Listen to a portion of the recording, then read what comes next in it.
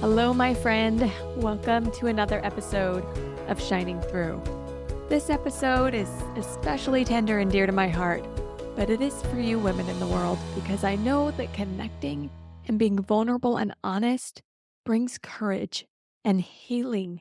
And I want you to feel like you can find that on your own journey and overcome the traumas and the struggles that you've gone through. So here's me choosing to be vulnerable because I care about the women of the world. Last Friday was a really hard day for me. I started spotting. And for you men out there, I know this might be TMI, but when you start spotting when you're pregnant, it is not a good thing. And most of you don't know that we have been trying to grow our family and that I've been pregnant for the last 8 weeks. We kept it on the down low. We had this great plan that we were going to announce it to the family on Mother's Day, and it was all planned out. But then Friday came. And for those of you women who know what it's like to start spotting, even if it's a regular period, it kind of alters what's going on in your life. You think, oh, okay, now I have to be more prepared. I have to get supplies. I might be a little bit more ornery, and you're more aware that things might be a little different for the next few days. Well, when you're spotting when you're pregnant, it definitely makes things a little different. And is typical of any situation where we don't want it to be our reality, the first response I had was denial. I thought, I'm not going to tell my husband. It's just a little bit of spotting. It's not a big deal. We're just going to keep moving forward. And I swept it under the rug and just went on with my day. Well, the next day, things started getting a little worse, and I felt really physically ill. And my husband thought, oh, well, it's just a really bad pregnancy day. And I let him think that for a while. But then, about halfway through the day, I opened up and I shared with him. And I said, I've been spotting, and I'm a little bit worried that things might not be okay. And when I said that to him, it felt like this huge anvil on my chest, a burden that I had been carrying alone was lightened because I was able to connect and share with the person that cares the most about me and this baby. And we were able to talk and pray and even start a fast together that we would have God's strength and courage as we moved forward with whatever happened in the next few days. And I am so grateful that I opened up and shared with my husband because the next day got really hard. I woke up in the morning, I knew something was different. I had never experienced the intense changes that were happening in my body. And in my heart, I knew that I had lost the baby and the dreams that went with it. And then we had to go to church, like that was the next moment of our life. I wasn't a victim of it. I said, I'm choosing to go and feed my spirit and take up the sacrament. But there were tears behind my eyes all day. And there was a moment right after church where I knew that I was having a miscarriage. And I looked at my husband afterwards, and he just gave me that knowing look. And we walked out in the car and turned on some music really loudly. And I just sat and cried with tears streaming down our face. I don't know how my kids didn't pick up on it, but we were just driving home, holding hands, crying on the way home. Well, when we got home, we put on a movie for the boys and we gave ourselves time to feel. We took a little nap first to do some self care and just relax a little. But when I woke up for that nap, my mind was flooded with questions. Questions like, was it my fault? Did I push my body too hard this week?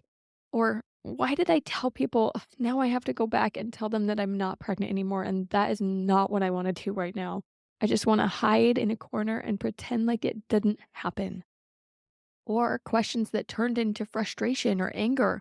Why did this happen? God told us to try. I was done having kids. I didn't even think we were going to try again. Why would we try again to have it fail? And then what comes next? Am I supposed to keep trying? Are we going to stop here? I don't know if I want to go through this again. All of the questions came flooding to my mind.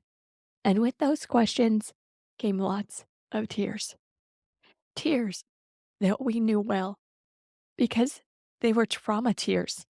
And I have shed trauma tears enough times in my life to know when it's not just sadness, it's deeper than that. Tears that happen when your dreams die. Tears when the unthinkable becomes your reality.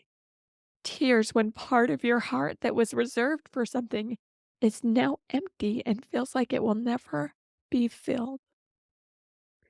Those tears, I knew that I needed to just let them fall because sometimes they just come whether you want them or not, whether you're recording a podcast for the world or whether you just want to hide. But it's important to let those tears flow. And boy, they flowed and flowed and flowed. And my body just processed that grief. And then my husband and I took some time to connect with our kids and finish the day as a family. And I was so grateful to have him by my side processing that grief. Even after the kids went to bed, we turned on one of the movies that helps me process grief called Finding Neverland. And I just bawled and bawled and bawled because I knew I needed that outlet. I knew I needed that connection to myself, to my husband, to my grief, and to my God. Even though in that moment, I didn't necessarily want to connect or feel all of the feelings, but I knew I needed to. And then I went to bed and I passed out exhausted. Then, like so many of us who have gone through traumas, the next morning, I had to pick myself up and go through a regular day. Get my kids off to school, go pick up some groceries, make sure my email to the amazing women on my list was ready to go out that they expect from me every single week. Life doesn't stop just because you're in trauma. But I did take time to do self care and tried to stay connected until a moment that caught me off guard. You see, every Monday on the way to pick up my son from school, I call my little brother and chat with him because Mondays can sometimes be hard to get your motivation going, and we have a commitment to help each other really stay motivated on Mondays. And the energy from that call usually helps my week be better overall. But this time, I went to pick up the phone to call my brother, and I did not want to call him because I wasn't in a motivational Monday mindset. I was in grief, and I had a decision to make. Do I hold it in and pretend like we're fine? And yeah, let's talk about how awesome this week is going to be and all the motivation we're going to create today. Or do I tell him what's going on? I hesitated because we hadn't even gone to the doctor yet, and I didn't know what all happened, and I didn't want to burden him with that news or ruin his week because, it was supposed to be a motivational Monday. I also didn't know if he could relate to me. He doesn't have kids yet, and it was really vulnerable. And the social norm is you just kind of sweep it under the rug and you don't really talk about it if you have a miscarriage. We know that it happens all the time, but people aren't really talking about it much. And so that social norm was pulling at me. And should I hide it? I don't know. What should I do? And then I said a quick prayer and connected to what was authentic to me. And I wanted to share with my brother because I knew that vulnerability and connection bonds people together. And I didn't want to feel separated from him and withhold that part of me. I wanted to connect with him. That's what Mondays are really about for us. So he answered the phone and said, "Hey, happy Motivational Monday. How are you today?" And the tears just started coming. And I said, "Honestly, little brother, I'm really having a hard day." And then I shared with him the journey that we had walked the last few days. And it was so beautifully connecting. It brought that growth for me and for him. And he was able to share with me some trauma that he'd experienced that I didn't even know about. I was so grateful that I shared. And it gave me courage to keep sharing, keep connecting, keep reaching out, especially the next day when we went to the doctor's appointment and there was no heartbeat on the baby. And the doctor invited us to tell our children what was going on. And that was really hard for me because I've got four little boys that don't really understand things. And why would I give them that struggle? Why would I make them feel that grief when we could just pretend like nothing had happened?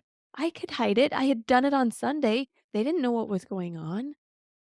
But there was a little piece of me that knew that they do know. They have seen. They haven't said anything because I haven't said anything. But what message was I sending them by not sharing what was going on. So my husband and I prayed about it and tried to decide what we felt was right. And we got a clear, peaceful feeling that even though our kids didn't even know I was pregnant, we needed to tell them what happened. And so on the way home, my husband had the idea to pick up some cookies that we always eat when our children are born. And he took a bite of that cookie and just cried.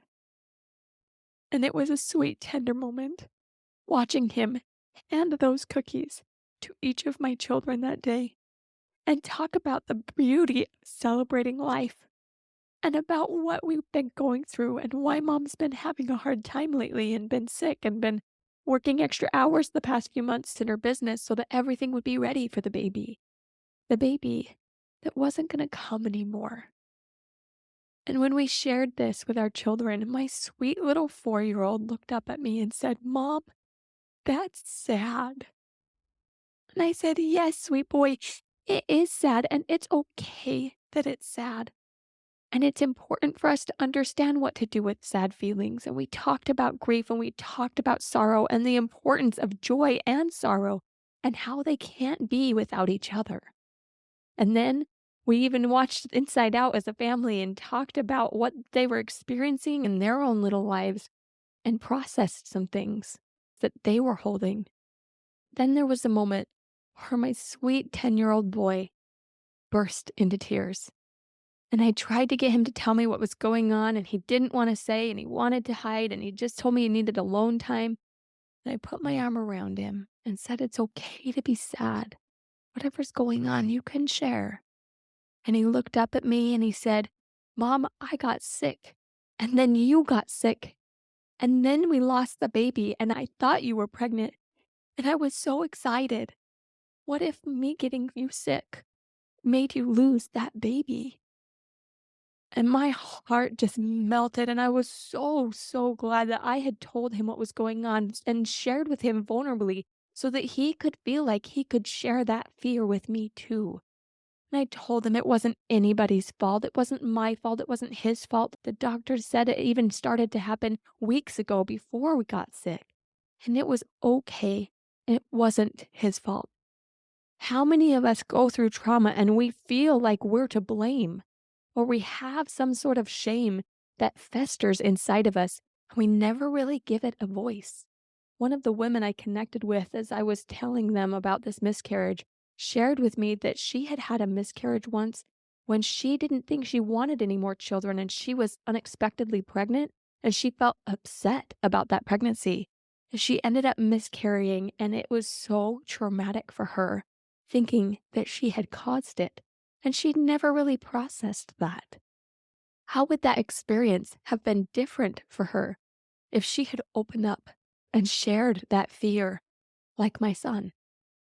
I'm so grateful that I opened up and told him so that he could share with me too. We both found more healing and more courage because we connected through the grief. And that connection gave me courage to tell the other people in my life that knew that I was pregnant, which very few people knew. And it shocked me how many of them said, "Me too."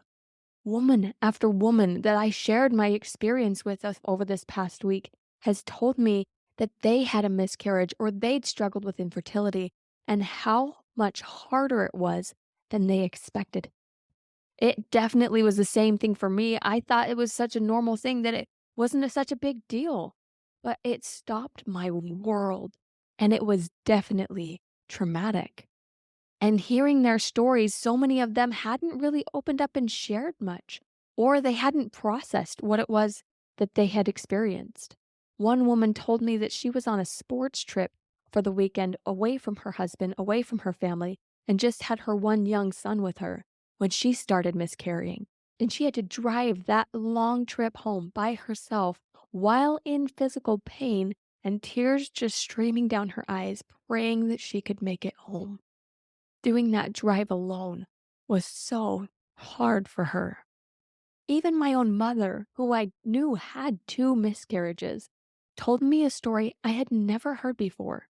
One of her miscarriages happened when she was camping without a supportive husband. And she ended up processing that physical and emotional trauma curled up in a tent. So many of us curl up in the corners of our lives and experience trauma. And the people who are close to us don't even know. We think it's too personal, like we shouldn't share, or we should be able to lean on the people close to us, right? Our spouse, or maybe one or two other people. But we shouldn't burden other people with our trauma. And then they're going to ask questions, and we don't have to follow up on those questions. And they might look at us differently. And the social norm is just to keep it quiet, to suffer in silence. But when we do that, we pull in and we disconnect from the people around us and from our reality. We end up trying to go through life like we're not affected, and it honestly feels like we're half dead. And then when we finally get to the point where we have to process the trauma, we often go and find professional support that isn't part of our everyday life. And then we feel like we have this other identity that people don't know about us, and they only truly know half of who you are, half of the deep sorrow that you have experienced. My friend, your experience matters, and it's okay to share it. Whatever pieces you want to share with whoever you want to share. It doesn't have to be your whole story or share it with the whole world. But you can reach out and connect, grow, find courage, and find that healing when you choose to step into the light. Satan loves darkness, and he loves silence. When we keep quiet and we hide, that silence breeds loneliness and hopelessness, overwhelm and shame, self pity. All of these feelings feed off of silence, and it grows that darkness, that weight that we carry. And it's harder to find the light. When I chose to share with my mother and she told me about some of her experiences, it was really emotional. We cried a lot. And the next morning, she even called me a blubbering mess. And I felt bad that I had handed her that trauma. She didn't know I was even trying to get pregnant. And it was a lot of emotion for her to process. And I honestly felt bad.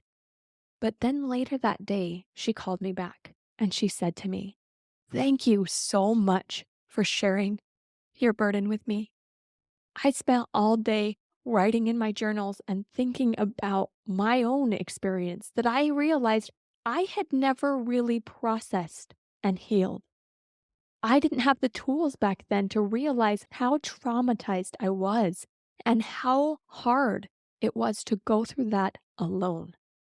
And then she shared with me that she had reached out to multiple different places that day to find healing, to process her trauma, and that she found some insights that were so beautiful to her. She ended by saying, "Thank you. Thank you for sharing your journey so I could heal mine." When you choose to vulnerably share, you create more healing for yourself, for others, and for the world. What part of your story needs to be told? Are you suffering in silence or keeping things to yourself? Have you maybe never told somebody about something traumatic that needs to have space to heal? It may be a trauma that you're experiencing now, or it could be a trauma you've experienced in the past, a miscarriage of your own, or infertility struggles that are so painful. Maybe it's abuse that you experienced or watched a loved one experience, because it's just as traumatic to watch someone you love be abused as well. Maybe it's a betrayal or an addiction that you're trying to heal and overcome. It could be the loss of a loved one, a friend, a family member, or a dream that you had that has died. There are so many ways that we experience trauma. One school counselor said to me once, "I used to help prevent trauma from happening in these kids. Now I help them process it." We live in a world that has changed, and we all experience trauma. Faith crises, unemployment, illness, loss, grief, sorrow, trauma. we experience these feelings. And the women who come to me with their burdens, with their fears, with their struggles, or even simply just feeling worn out trying to keep going on the healing journey, they all experience these feelings of grief, denial, anger, loneliness, fear, regret, sadness, hopelessness. So many of us have experienced these feelings. My friend, I know you've experienced them too, and you are not alone. You don't need to suffer in silence. Silence helps no one. What you give voice to has the power to change your life and change this world. Don't be a silent victim. Be a courageous voice. Your story deserves to be heard. And if you choose to break the silence, it's not about getting attention or vulnerability vomiting like Brene Brown warns. No, choosing to break the silence connects us to truth, connects us to people, and connects us to God because we're willing to find His healing and to move forward on the journey together. We are not meant to journey alone. And I am so grateful for the courageous women who have shared their stories with me, both this past week and in past traumas that I've experienced, because it has offered me hope.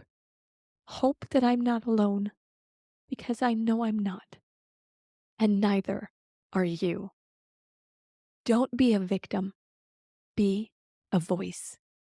And if you need someone to hear your voice, it would be an honor to sit in that with you. Please let me know if you need a safe place, because you deserve to be heard, to connect, to grow and heal and find that courage. You deserve to shine through. Let's journey together. Have a blessed day. Healing is possible. If you feel stuck on your healing journey, you do not have to stay there. I've created an empowering quiz that helps you know exactly why you're stuck, what phase you're at in your healing journey, and gives you 3 simple things you can do right now to help you move forward. All you have to do is go to thelightcoach.com/quiz and take this free 5-minute quiz. I promise it will help you move forward and create that life of peace, hope, courage, and joy that you want to live. It simply starts by taking a quiz and seeing what's possible. I can't wait to see what you create next.